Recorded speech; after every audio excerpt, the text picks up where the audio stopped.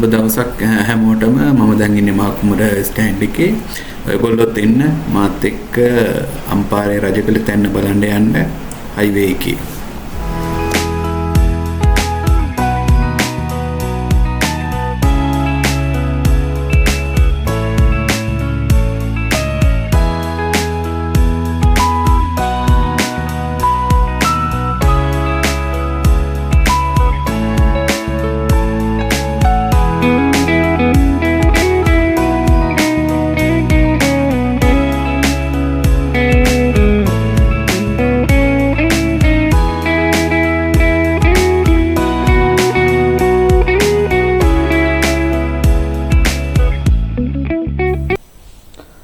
ඔයාලා අම්පාරේ ඉඳන් එනවා නම් අම්පාර මයංගන පාරේ එන්න ඕනේ ගොනාගොල්ල ටවුන් එකට.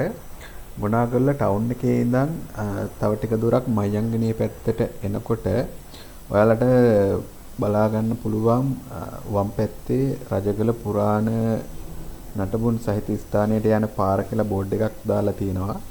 ඒ පාරේ වමට හැරිලා ඒ පාර දිගේම ඉස්සරහට එන්න ඕනේ.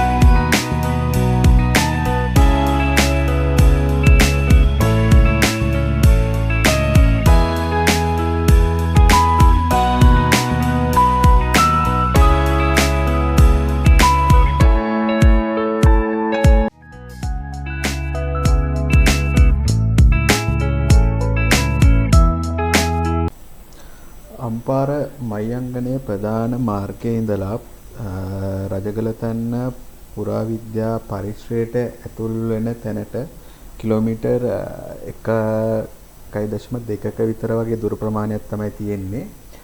මම ඒ දුර පයින් තමයි ආවේ. එතකොට මෙම පරිශ්‍රයට ඇතුල් වෙන තැනම තියෙනවා සියලු විස්තර සඳහන් කරපු බෝඩ් එකක්. අපිට ඇතුල් වෙන්න කලින් මේ බෝඩ් එක හොඳට කියවලා පරිශ්‍රය ගැන හොඳ අවබෝධයක් අරගෙන ඇතුල් වෙන්න පුළුවන්. ඒ වගේම අපිට මෙම ස්ථානයේදී මුණ ගැහුණා පුරාවිද්‍යා ඒකකයේ වැඩ කරන නිලධාරි මහත්මයෙක්. එතුමා අපිට මෙම පරිශ්‍රයට ඇතුල් වෙන්න කලින් මේ බෝඩ් එකේ තියෙන මේ තියෙන්නේ රජගල කන්දට ඇස්මක්. දැන් මේ අංක 1 කියලා තියෙන්නේ මේ පාකින් එක. මේ කන්දට යන්න ප්‍රධාන පාරවල් දෙකක් බැඳ භාවිත කරනවා. ඒ තමයි දෙපැත්තේ කොන්ක්‍රීට් පාරවල් දෙක. අපි දුර කියන්නේ ඒ කොන්ක්‍රීට් පාර අවසන් වෙන ගල් පඩිපෙලක් ගාඩි ගියට පස්සේ ඒ ගල් පඩිපෙලේ ආරම්භයේ ඉඳලා අර අංක 10 කියලා තියෙන ප්‍රධානම ස්මාරකය මෙහෙදි ස්තූපේ. එතනට විතර අපි දුර කියන්නේ. එතනින් එහාට ඔයාලා බලන දේවල් අනුව දුර වෙනස් වෙනවා. මේ පැත්තෙන් තියෙන පඩිපෙල තියෙන හටම කිලෝමීටරයක්. මීටර 7කට කඳ නගින්න තියෙනවා 300ක් විතර රැස්ම තියෙනවා. ඊට පස්සේ හම්බෙන්නේ මෙහෙදි ස්තූපේ. මේ පාරෙන් ගියොත් එන්නේ කිලෝමීටර 1.5ක් විතර තියෙනවා. හැබැයි පඩිපෙල සම්පූර්ණයෙන්ම සංරක්ෂණය කරලා තියෙන්නේ. ඔයාලා අනිත් පැත්තට ඉන්නේ. සංරක්ෂණය කරලා තියෙන්නේ මේ ඒක දුරින් වැඩි. නමුත් පඩිපෙල සම්පූර්ණ හදලා තියෙන්නේ. මෙතනින් උඩට ගියාට පස්සේ මිහිඳු සය හම්බෙන එක තමයි වැදගත් ස්මාරකේ. ඒ කියන්නේ අර මිහිඳු හාමුදුරුවන්ගේ ඉතිතරුන්ගේ දාතයන්පත් කරලා චෛත්‍යයක් හදලා තියෙන්නේ. ඒකේ ශිලාලේඛන ඉස්සරහා තියෙනවා. ඒකේ තියෙන්නේ යේමදීප පටමේදී අගතන ඉදිකතර මහින්තර දෙය කියලා. ඒ කියන්නේ ඉතිතරුන්ගේ මිහිඳු හාමුදුරුවන්ගේ දාතයන්පත් කරලා ඒ ස්තූපය නිර්මාණය කළා කියලා තමයි තියෙන්නේ. ඒක තමයි අපට හම්බ වෙන වැදගත්ම ස්මාරකේ. එතනින් ඉස්සරහට යද්දි හම්බෙන්නේ කුඩා ප්‍රමාණයේ වැවක්. ඒ වැව ගාව තියෙන ස්මාරක මේ ආරණ්‍ය බික්ෂුන් වහන්සේලා පොදු ගාතවරු ගොඩනැගිලි. අපි දැන්ට කැණීම් කටයුතු කරලා තින්නේ ඒ කොටසේ විතරයි. එතනින් අපට හම්බුණා දානශාලාවක්. ඒ දානශාලාව ගත්තොත් එහෙම තියෙන්නේ ඕලාකාර දානශාලාවක්. ගොඩාක් දුර්ලභ දානශාලාවක්. එතනින් ඉස්සරහට යද්දි හම්බුණා ජනසාගරය. අර රෝගී බික්ෂුන් වහන්සේලාට කිසිම කමක් කියන්නේ උමත් රුමානේ ප්‍රතිකාර සුතනක් හම්බ වෙනවා. ඒ වගේම උපස්ථාගාරයක්. අර වික්ෂුන් වහන්සේලාගේ විනය කරන කෙනෙකුට පස්සේ පිටුන ස්ථානයක් අපිට හම්බෙලා තියෙනවා. අර අංක 18 කියලා තියෙන්නේ ගල් පාත්‍ර ගොඩනැගිල්ල. ඒ ගල් පාත්‍ර ගොඩනැගි සම්පූර්ණ විනාශ කරලා තියපි දැන් සංරක්ෂණය කරලා තියෙන්නේ. ඒකේ තියෙන දියුල්පතකින් වතුර එනවා. ඒ වතුර ආවට පස්සේ ගල් පාත්‍ර දෙක තිරෙන් තමයි හදලා තියෙන්නේ. ඒ වතුර පාර අදත් එනවා ඒ වගේම උඩට පස්සේ බලන්න පුළුවන්. ඒ ගල් පාත්‍ර ගොඩනැගිල්ල අපිට සංරක්ෂණය කරලා තියෙන්නේ. එතනින් ඉස්සරහට යද්දී හම්බෙන මේකඳ චෛත්‍ය දෙකක්. මේකේ චෛත්‍ය අපිට දැන්ට 25ක් විතර හම්බෙලා තියෙනවා. හැම ස්මාරකයක්ම විනාශ කරලා තියෙන්නේ. ඒ අංක 22 කියන කොටස තියෙන ස්මාරක මේ චෛත්‍ය දෙකම සංරක්ෂණය කරලා තියෙන්නේ. ඒ හැම ස්තූපයම සාංචි ස්තූප. ඒ අංක 22 කියලා ස්තූපය අපේ නීලගිරි ස්තූපෙන් හම්බුණු සර්වඥාතුන් වහන්සේ තැන්පත් කරලා තියෙන්නේ. ඔයාලට ගැටපස්සේ බලන්න පුළුවන්. එතන තියෙනවා අංක 22 කියලා ස්මාරක නම් කරලා ඒකේ තියෙනවා ලහබදියා. ඒ කියන්නේ මේ ආරණ්‍ය බික්කුන් වහන්සේලා කොපමණ ප්‍රමාණයක් දාන්නට වඩිනවද කියලා එතනින් තමයි කියලා තියෙන්නේ. අපිට මැට් ටෝකන් හම්බුණා ඒ ලහබදිය කියන ගොඩනැගිල්ලේ. එතන අපිට එක ලිනක් තියෙනවා ආදිවාසීන් අඳු චිත්‍ර. ඒ කියන්නේ මේ ආරණ්‍ය කාලයක් ගියාට පස්සේ වැඩි ජනතාවල ජීවත් වෙලා තියෙනවා. ඒ කාටිය අඳපු චිත්‍ර අපිට හම්බුණා අර අංක 25 කියන ගල්ලෙනේ. ඔයාලට ඊට පස්සේ එක බලන්න පුළුවන්. එතනින් පල්ලයට එද්දී හම්බ වෙනවා බුදු පිළිම වහන්සේ නමක්. කෙටි පිළිම වහන්සේ නමක් වැඩ අවසන් කරලා නෑ බිම් වැරලා තියෙන්නේ. ඒ පිළිම වහන්සේ ඔයාලට බලන්න පුළුවන් ඒ ස්තූපයෙන් පල්ලයට එද්දී. ඒ ටික බලාගෙන උඩට එද්දී හම්බ වෙනවා වැව්බන් ටිකක්. ඒ වැව්බන්ට උඩට ගියාට පස්සේ හම්බ වෙනවා ධාතු මන්දිරයයි පිළිම ගියයි තවත් සංරක්ෂණය කරලා මග නැත කරපු ස්මාරක තුනක් තියෙනවා. ගොඩනැගිලි දෙකකුයි චෛත්‍යයකුයි. මේ තියෙන්නේ මේ ආරණ්‍ය බික්කුන් වහන්සේලා පොදු විවාද කරපු ගොඩනැගිලි. මේ පැතින් තවත් කන්දක්. ඒ කන්දේ තියෙන සම්පූර්ණ ලෙන් සංකීර්ණයක්. ලෙන් ගත්තොත් එම සීතලෙන් කියලා ලෙන් වර්ගයක් තියෙනවා. ආයේ අපිට හම්බුණා අංක 33 කියන විශාල මහලෙනක්. ඒක ලැජ්ජිදිස් රජු තමයි කරලා තියෙන අවුරුදු 2ක් විතර පැරණි ගල්ලෙනක්.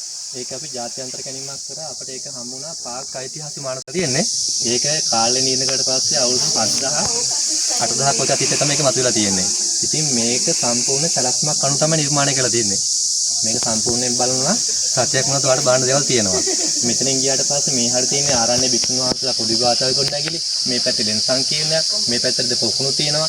අර උඩ රතු පාටෙන් තියෙන සොහොන් ඒ වගේ සලස්මක් අනුව තමයි නිර්මාණය කරලා තියෙන්නේ. ඉතින් ඔයාලට මේක උඩට ගියාට පස්සේ එක දිගටම බලන ස්මාරක තියෙන්නේ.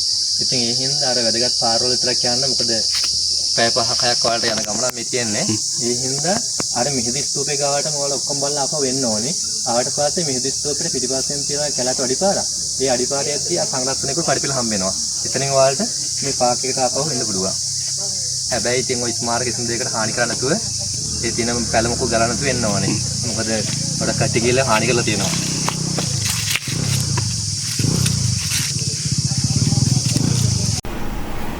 ඒ මහත්මයාට ස්තුතිවන්ත වෙන ගමන් මම දැන් රජගල පුරාණ නටපුන් සහිත ස්ථානයට යන්න පටන් ගත්තා.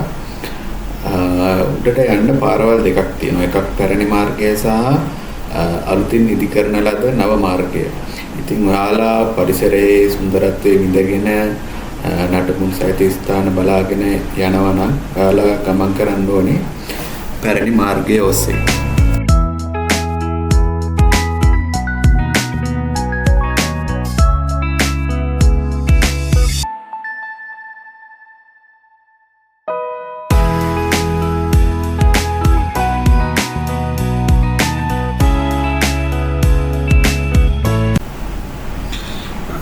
ඇතුල් වෙන තැනම ඔයගොල්ලන්ට බලා ගන්න පුළුවන් පුරාවිද්‍යා ස්මාරක රැසක් තැන්පත් කරලා තියෙනවා. මේ පුරාවිද්‍යා ස්මාරක මේ අවට වනාන්තරයේ තිබිලා හොයාගෙන සංරක්ෂණය කිරීම උදෙසා මේ ස්ථානයට ගෙනල්ලා තැන්පත් කරපුවා. මේ මෙම ස්මාරක අතර තියෙනවා බෝධිසත්ව පිළිමයක්, යන්ත්‍රකලක් තියෙනවා, පහිරව රූප තියෙනවා, මූත්‍රගත් ඊට අමතරව නයිපෙන 7ක් සහිත ගලක් තියෙනවා, සිරිපතුල් ගලක් තියෙනවා. ඉතින් මේ ටිකත් බලාගෙන මෙතනින් තමයි උඩට යන්න තියෙන්නේ. ඉතින් අපි උඩට යමු.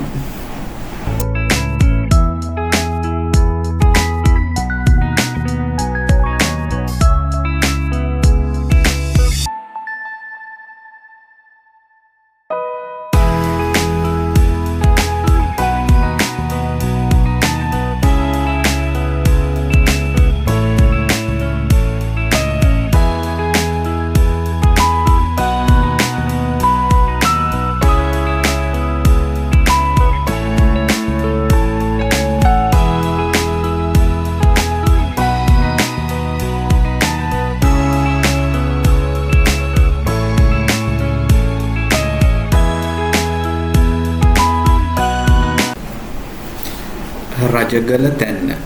එහෙම නැත්නම් ගිරි කුම්බිල තිස්ස පබ්බත විහාරය. මේක ඉදි කරලා තියෙන්නේ ක්‍රිස්තුපූර්ව පළවන දෙවන සියවසේ. ලජ්ජිතිස්ස රජතුමා විසින් තමයි මේක කරවලා තියෙන්නේ. ලජ්ජිතිස්ස රජතුමා කියන්නේ දුටුගැමුණු රජතුමාගේ මල්ලි වෙන සද්ධාතිස්ස රජතුමා. ඔහුගේ පුතා තමයි ලජ්ජිතිස්ස රජතුමා මෙම විහාරය ඉදි කරලා තියෙන්නේ. අපි මේ විහාරයට යනකොට ගල්පඩි පෙළවල් තියෙනවා. ඊට අමතරව කැලේ මැදින් තමයි යන්න තියෙන්නේ.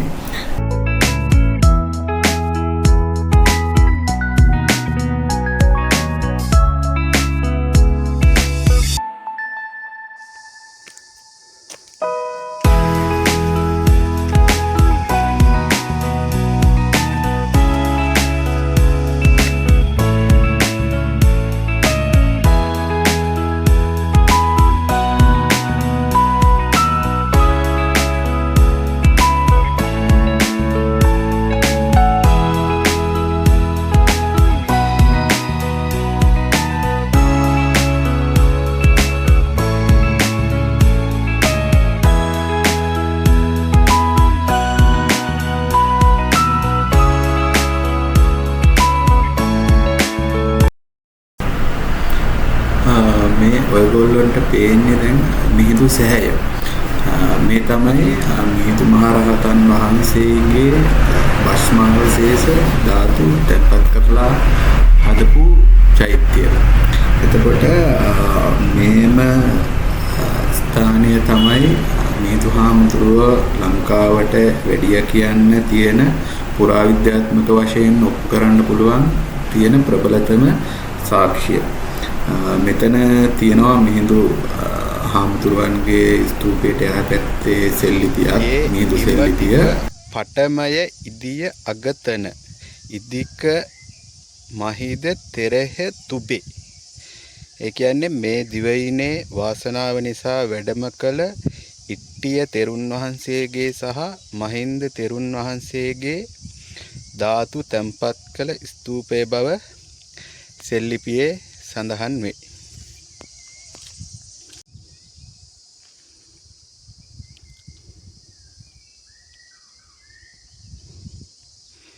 මෙතන තාම මේ ස්ථානය සංරක්ෂණය කරගෙන යනවා. දැනට කළුකල් වලින් එතන ආවරණය කරලා තියෙන්නේ. බලන්න එන කට්ටියට යන්න බැරි වෙන්න. මේ තියෙන්නේ කඩුක්ක වාපි.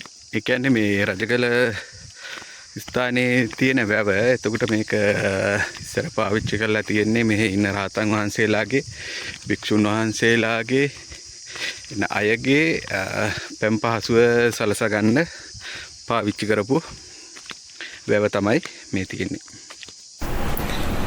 මේ තියෙන්නේ කබුඩක වැව ඉස්මත්තේ තියෙන ඉපෙරිණි සිතුවම් සහිත ලෙන. මේ ලෙන් පියස්සේ සුදු පැහැති පසුබිමක වර්ණ භාවිතා කරලා ඇඳපු චිත්‍ර තියෙනවා. දැනට ශේෂ වෙලා තමයි තියෙන්නේ. ඊට අමතරව මෙම ස්ථානයට යන්න බැරි වෙන්න ලී වලින් හදපු වැටක් තියෙනවා.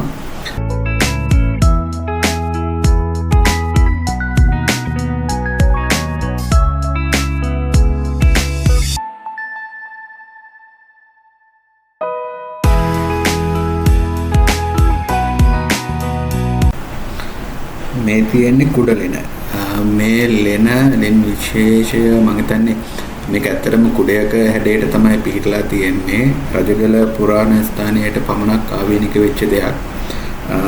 පස්සේ කාලෙක මේ ලෙනෙත් කටාරම් කොටලා ඒක මෙතන ඉන්න හිටපු භික්ෂුන් වහන්සේලාගේ ප්‍රයෝජනය සඳහා ලබා දුන් බව තමයි සඳහන් වෙන්නේ.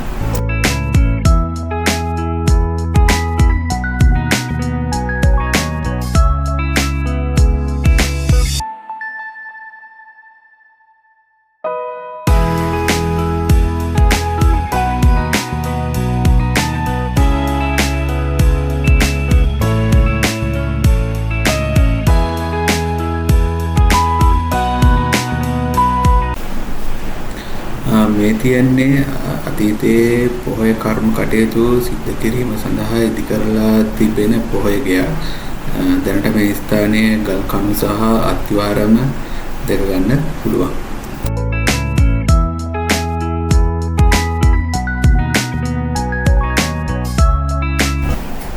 මේ තියෙන ජත්තාගරය මේක පාවිච්චි කරලා තියෙන්නේ හිටපු භික්ෂුන් වහන්සේලාගේ ස්නාන කටයුතු සඳහා. මෙහි සම්ෘත කුටියක් තිබිලා තියෙනවා. ඒ කුටියට එකතු වෙන ඖෂධීය පැලෑටි තම්බලා එන වාෂ්ප වලින් තමයි භික්ෂුන් වහන්සේලා ස්නානය කරලා තියෙන්නේ.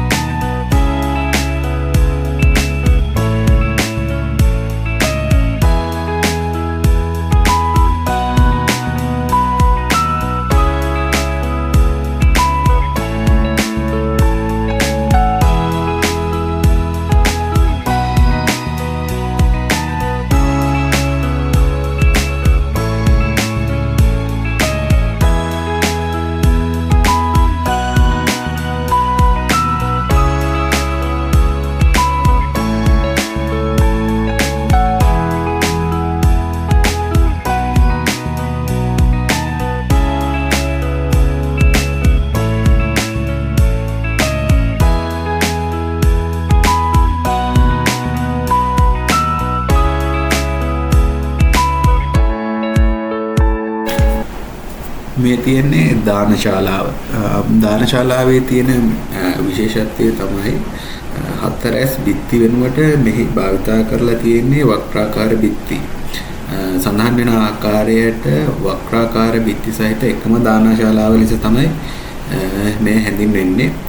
දැනට අත්තිවාරම සහ කළුගල් කුළුණු දකින්න පුළුවන් මේ ස්ථානයේ.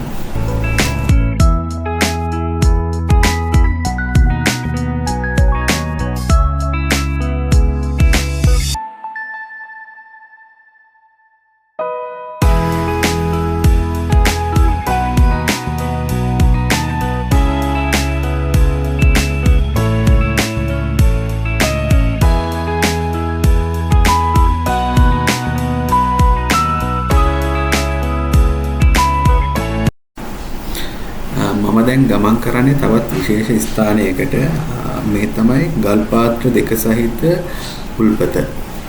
මෙතෙන් ගියාම ඔයගොල්ලන්ට බලා ගන්න පුළුවන් ඉහළ වනාන්තර ප්‍රදේශයෙන් එන උල්පත් ජලය ගල් පීලක් දිගේ ඇවිල්ලා දෙකට බෙදිලා මෙතන තියෙනවා ගල් පාත්‍ර දෙකක්. මෙම පාත්‍ර දෙකට එකතු වෙනවා. දැනට මෙම ස්ථානික ගල් පාත්‍ර දෙක ආසන්නයටම යන්න එපා කියලා බෝඩ් එකක් දාලා තියෙනවා සංරක්ෂණය කරන්න ඕනේ හින්දා. එතකොට මේ පාත්‍ර දෙකෙන් තමයි රහතන් වහන්සේලා ඔවුන්ගේ පැන්න අවශ්‍යතාවය සපුරගෙන තියෙන්නේ.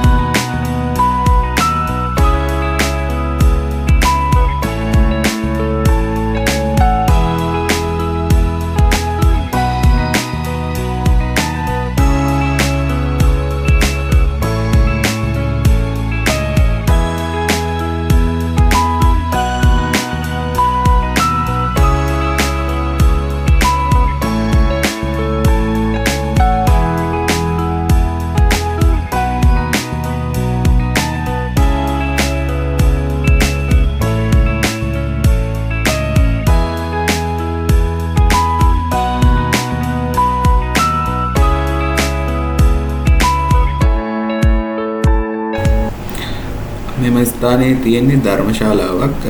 එතකොට මෙම ස්ථානයේ එකතු වෙලා තමයි භික්ෂුන් වහන්සේලාගේ ධර්ම කරුණු සාකච්ඡා කරලා තියෙන්නේ. දැන් අපි ඇතුල් වෙන්නේ ස්තූප කලාපයට. මේ ස්තූප ක්‍රිස්තු පූර්ව පළවන දෙවන සියවස වලට අයත් ඒවා විදිහට තමයි සැලකෙන්නේ. ඒ වගේම ශ්‍රී ලංකාවේ ස්තූප නිර්මාණයේ මුල් අවදියේ තිබුණු ආකාරය අපිට පැහැදිලිව දැක ගන්න පුළුවන් මෙම ස්තූප අධ්‍යයනය කිරීමෙන් පස්සේ. මේ තියෙන්නේ බෝධිගරය. එතකොට වක්‍රාකාර බෝධිගරයක් තිබිලා තියෙනවා.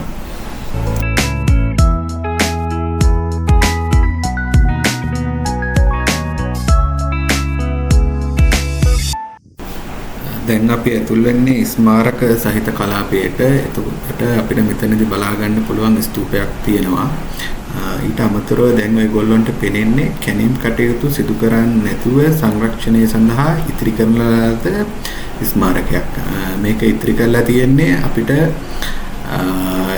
අතීතයේ මේක තිබුණේ කොහොමද කියලා අවබෝධයක් ගන්න. එතකොට මේ තියෙන්නේ පිළිමගයක්. මේ පිළිමගේ අත්විවරම සහ කළුගල් කුළුණු දැක ගන්න පුළුවන්.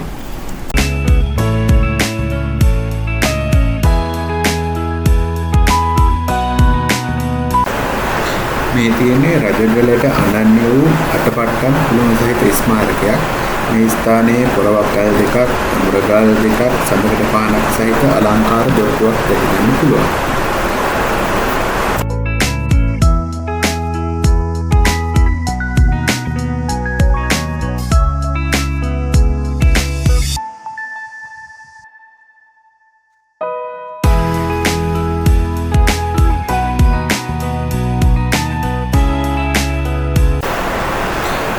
මේ තියෙන්නේ වැඩි ජනතාව විසින් අඳින ලද වැඩි චිත්‍ර සහිත ලෙන. මෙම ලෙන 8 වන සියවසට අයත් වෙනවා කියලා තමයි සැලකෙන්නේ.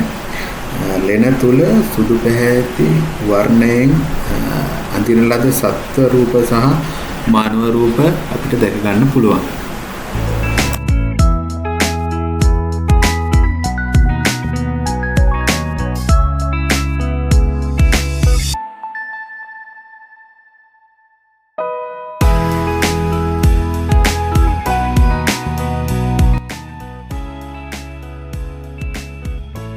මේ සීතගල් ලෙන බලන්න වර්ණම් පොඩ්ඩක් ගන්න අමාරුයි වගේ ඉතල ටිකක් ගහලා තිබ්බා. බලමු අපි ඉතල දිගේ ගිහිල්ලා.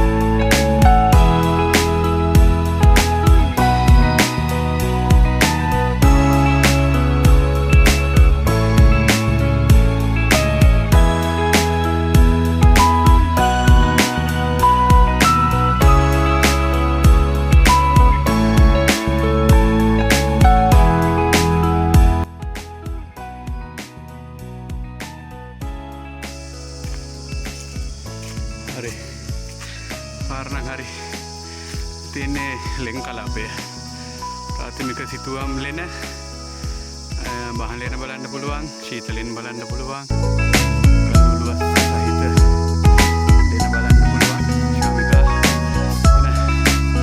හරි ඉස්සරහට මේ තියෙන්නේ ශාමිකා උපාසිකාවගේ ලෙන.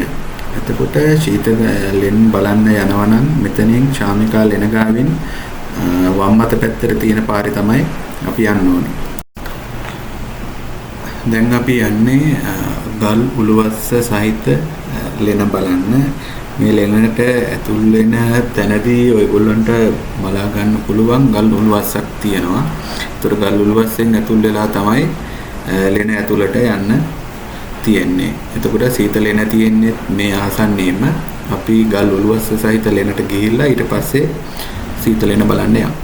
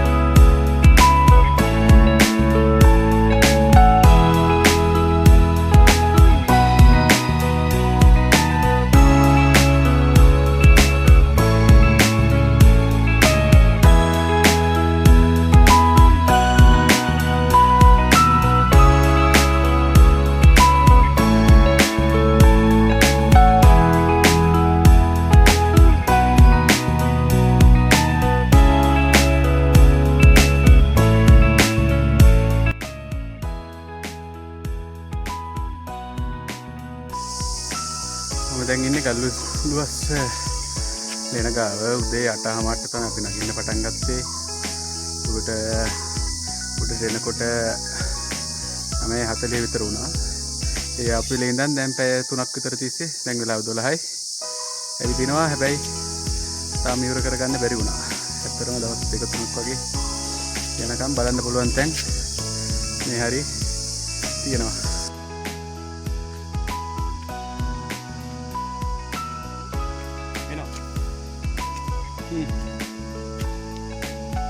සීතලෙන බලන්න යන්නත් ඕනේ. එතන කට්ටිය වැඩි.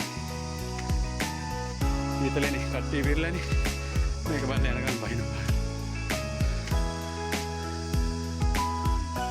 උඩ තව ලෙන් තියනවාද?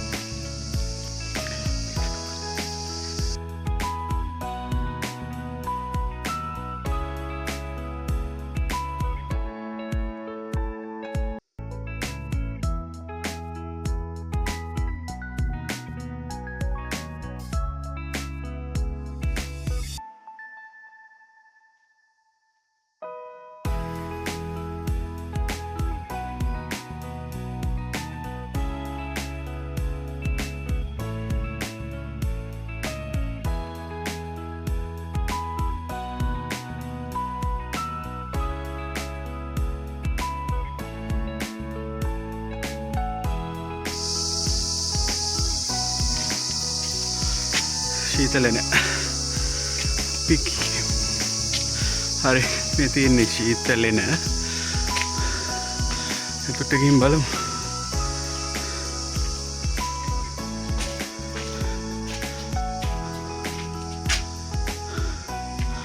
මේ තියෙන්නේ සීතලෙනේ ඇතුළ. ඇත්තටම එළියට සාපේක්ෂව මේකේ කූල් එකක් තියෙනවා, සීතලක් තියෙනවා. මම හිතන්නේ මේකේ ගල් හරහා එන වායු ධාරා එක්ක මොකක් හරි තාක්ෂණයක් යොදාගෙන ඇති. ඇත්තටම මේක ඇතුළ සීතලයි. යන්න හිතෙන්නේ නැහැ. මම දැන් ඉන්නේ සීතලෙන ගාව. සීතලෙනින් උඩටත් තව ලෙන් තියෙනවා. හැබැයි මට හම්බුණා දැන් මේ ප්‍රදේශේම ගයිඩ් කරන අය කෙනෙක්. දැන් එයාලා කියන්නේ තනියෙන් ඉන්න හින්දාත් තනියෙන් මෙතනින් උඩට යන්න එපා කියලා. මොකද අතරමං ඉන්න ගොඩක් දෙකට තියෙන හින්දා ඊයේ ගමේ 3 දෙනෙක් අතරමං වෙලා මෙයාලා කට්ටිය ඉතින් හොයාගෙන යනකොට රෑ 8ට විතර ඇති. මේ පැත්තෙන් උඩට ගියාම අපි ආවා. කියන්නේ පහළට යන්න ලේසි පාරක් තියෙනවා. හැබැයි ඒක පාර දන්නේ නැතුව ගියත් එහෙම අතරමං ඉන්න ඉඩ තියෙන හින්දා ආයෙත් පුරුදු පාරෙන්ම පහළට බහැලා යන්න තමයි බලාපොරොත්තු වෙන්නේ. ඉතින් දැන් අපි යමු අපෝ පහළට.